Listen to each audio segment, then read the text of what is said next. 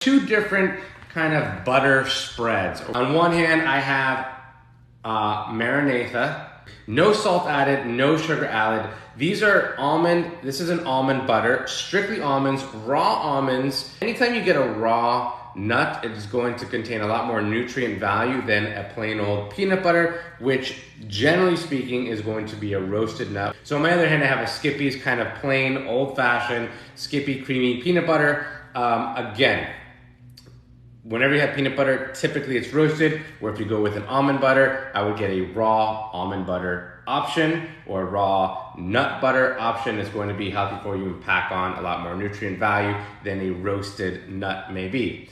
In the almond butter, it is literally just the ingredients in here are almonds and palm oil. As far as this, this Skippy goes, it is roasted peanuts, sugar, hydrogenated vegetable oil, cottonseed soybean, rapeseed oil, and so lots of other stuff in there, lots of other junk that is simply not necessary. And again, my opinion, this almond butter is going to actually taste so much better than just a plain old peanut butter. Go with the raw, go with the natural, with the less ingredients always.